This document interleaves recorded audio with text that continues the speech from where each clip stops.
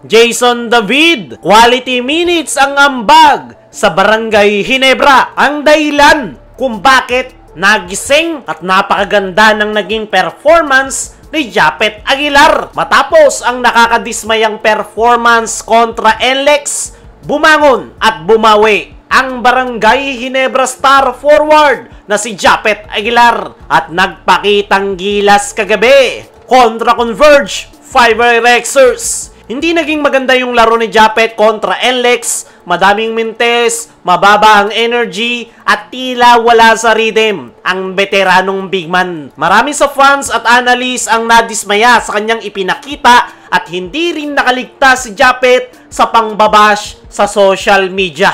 Pero kagabi, ibang Japet ang ating nakita. Nagpakawala siya ng 23 points, 10 rebounds at 3 assists kontra Converge. Isang classic double-double performance para sa Ginebra bigman. Pinakita niya ang kanyang athleticism, energy, leadership na matagal nang inaasahan sa kanya. Hindi maikakaila na tila may gustong patunayan si Japet Aguilar sa kanyang mga kritiko. At para sa akin mga chong, ay talagang nakatulong pa kay Japet Aguilar yung mga pangbabash sa kanya online para magising at mag-step up. Ginawa niyang motivation yung mga doubts at criticism ng ilang mga fans na makapagpakita siya ng magandang performance para maibalik ang tiwala ng mga fans at ng Barangay Ginebra coaching staff. Isa rin sa naging susi sa muling pagliyab ng laro ni Japet Aguilar ay si Boss Al Francis Chua. Dahil noong huling laban ng Ginebra kontra NLEX, personal na kinausap ni Boss Al si Japet kung saan ay nagbigay ito ng advice at motivation para maibalik yung kanyang kumpiyansa sa paglalaro. At kitang-kita natin kagabi yung epekto ng pep talk ni Boss Al kung saan nakita natin yung sipag at hustle ni Japet. Talagang binigay nito ang lahat ng kanyang makakaya. Sinabayan niya pa yung Twin Tower ng Converge na si Arana at Balti at ipinakita ni Japet kung bakit siya veterano ng Barangay Ginebra. Talagang sinagad ni Japet yung kanyang laro dahil sa dulo ng 4th quarter ay hindi na kinaya ng kanyang katawan at tinamaan na nga siya ng pulikat. Sa uli, pinatunayan ni Japet Aguilar sa kanyang mga bashers na hindi pa tapos ang kanyang basketball career at isa siyang veterano na marunong bumangon matapos yung kanyang napakapangit na performance last game. At mukhang handa si Japet na patunayan sa lahat,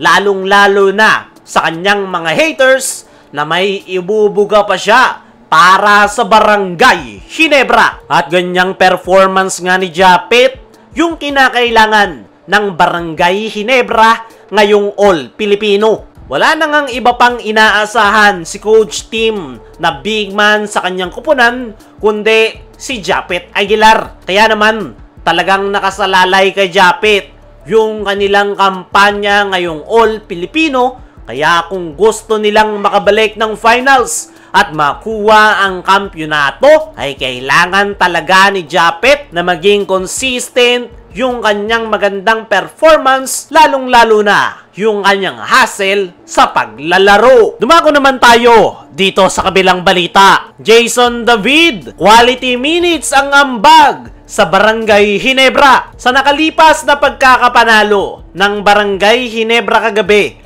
kontra Converge Fiberrexers ay na kay Japet ang spotlight. Pero meron ngang isang player si Coach Tim na napakalaki ng naging impact sa laro na yan. At isa na nga dyan, etong kanilang gwardya na si Jason David. Meron lang itong 3 points, 2 rebounds at 4 assists. Pero yung pinaka-contribution niya netong si David sa Barangay Ginebra kontra Converge Fiberrexers kagabi ay yung kanyang napakagandang depensa.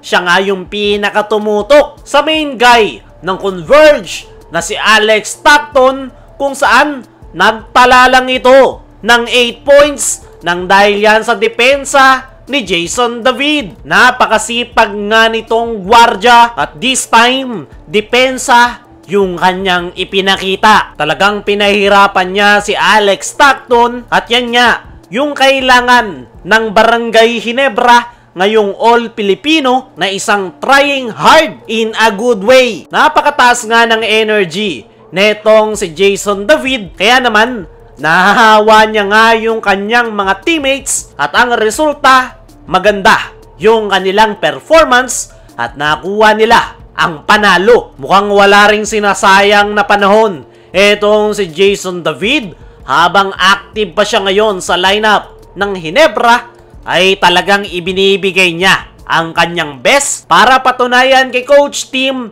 na hindi ito nagkamali sa pagkaka-reactivate ng kanyang pangalan at masasabi nating deserve talaga ni Jason David yung kanyang pagkakapasok sa active roster at playing time na ibinibigay sa kanya ni Coach Tim Cone. Kaya mga chong, ano ang masasabi nyo sa bagong energy booster ng Ginebra na si Jason David? Ano rin yung masasabi nyo na bumawi si Japet matapos ang kanyang napakapangit na performance? I-comment mo lang dyan sa ibaba.